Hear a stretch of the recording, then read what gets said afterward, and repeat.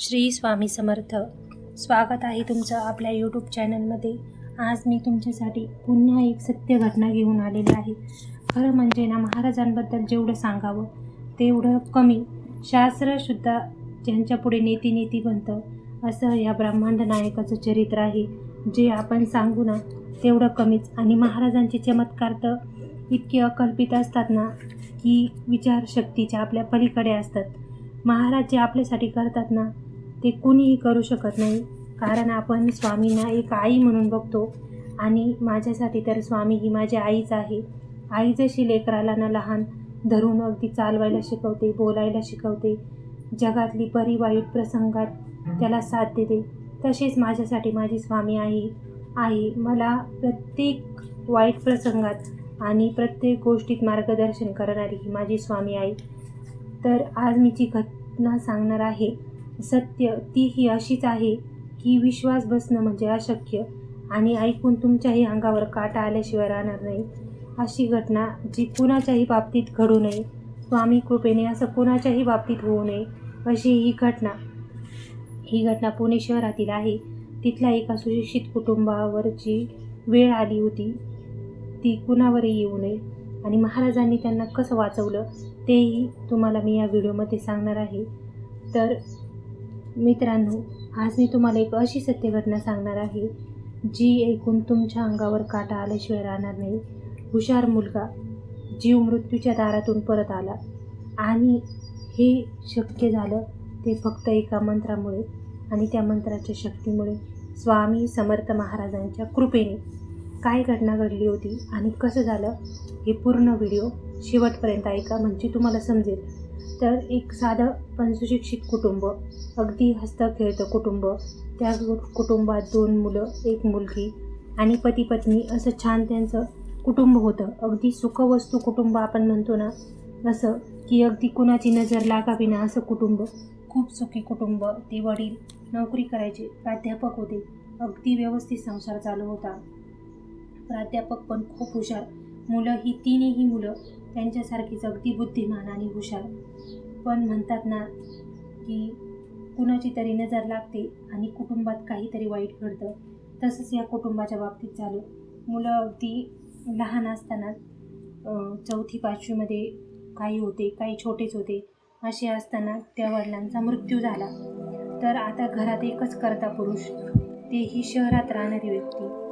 घर खर्च चालवणं, सर्व चालवणं हे खूप अवघड असतं.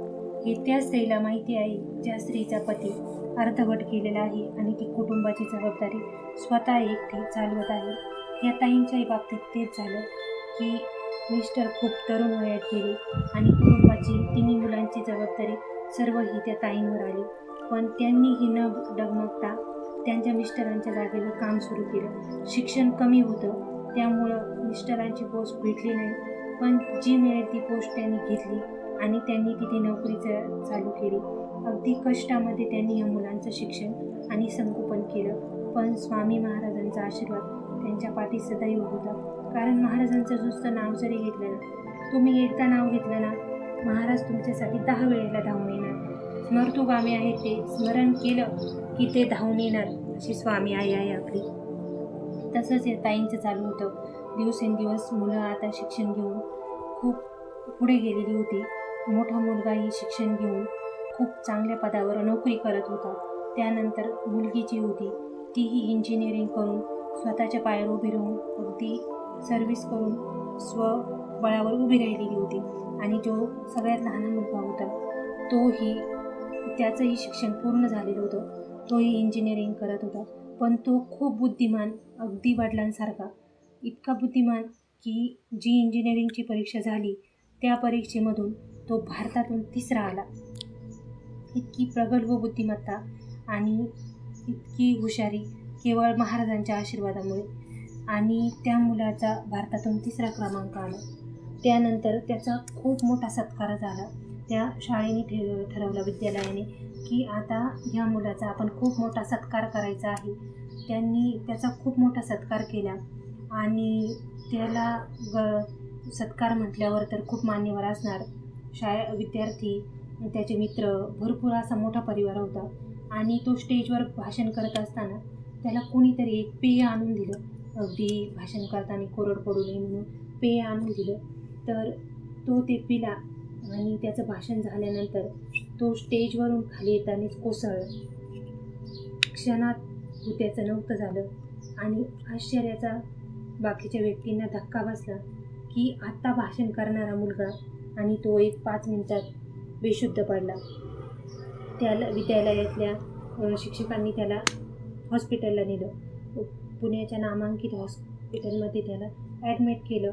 ॲडमिट केल्यानंतर डॉक्टरांनी काही तपासणी केल्या आणि सांगितलं या मुलाच्या शरीरात बुरशी तयार झालेली आहे, तर त्याच्यामुळे याचे काही दात काढावे लागेल, शरीराचा काही भाग काढावा लागेल. तर सगळ्यांना आश्चर्याचा धक्का बसला, कारण कालपर्यंत जो अर्धा 1 तासापूर्वी जो मुलगा एकदम क्लिअर होता, अचानक त्याच्या बाबतीत असं का घडलं.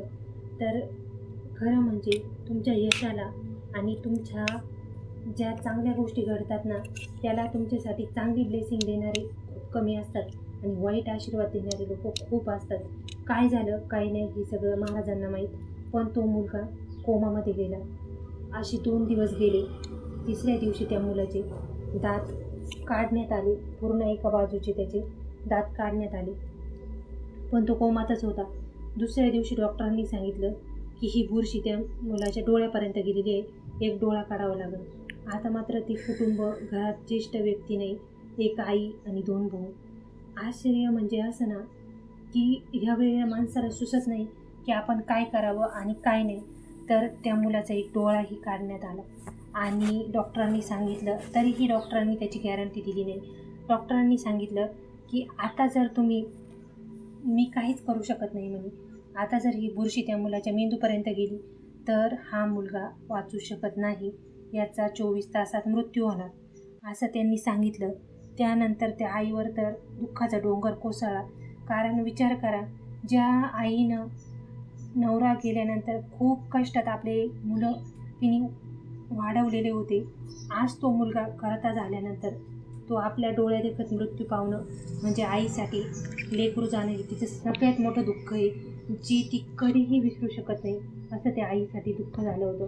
पण त्या घरात जी मुलगी होती, त्या भावाची जी एकुलती एक बहीण होती, तिची महाराजांवर अत्यंत श्रद्धा होती.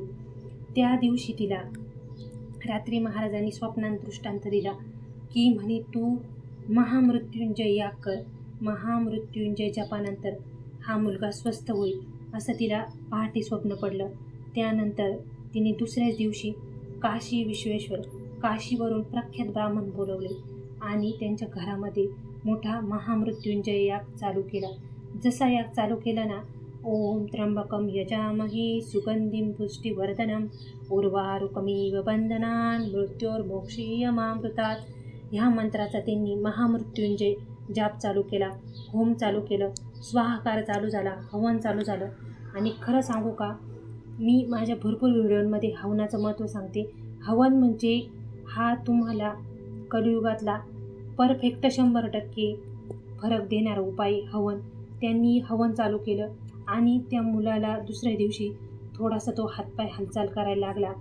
त्यानंतर 7 दिवस त्यांनी ते महामृत्युंजयाचं हवन केलं.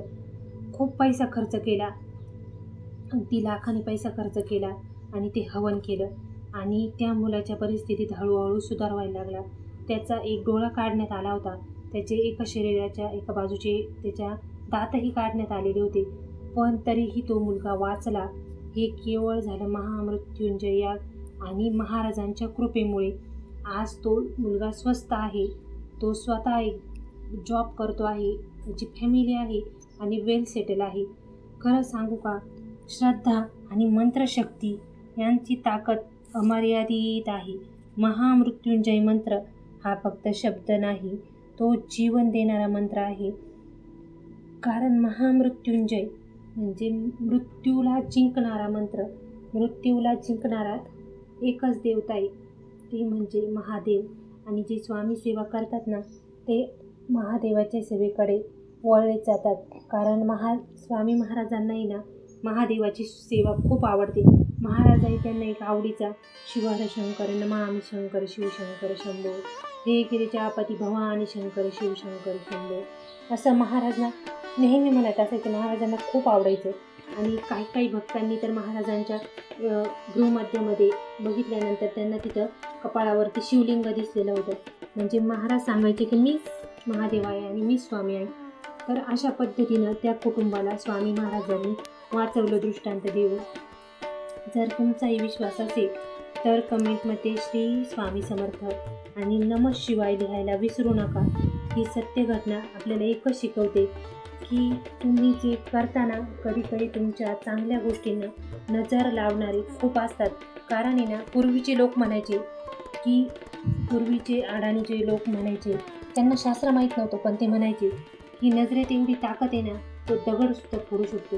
तर खरं आहे मित्रांनो, वाईट नजर ही इतकी वाईट असते ना की त्यामधून आपलं किती वाईट होईन आपल्या कुटुंबाचं सांगता येत नाही. आणि त्या वाईट नजरेपासून कलियुगात जर संरक्षण करायचं असेल स्वतःचं तर महाराजांना विसरू नका आणि श्री स्वामी समर्थ मंत्र म्हणायला विसरू नका. या कलियुगात स्वामी महाराज तुमच्याकडून काहीच मागत नाही.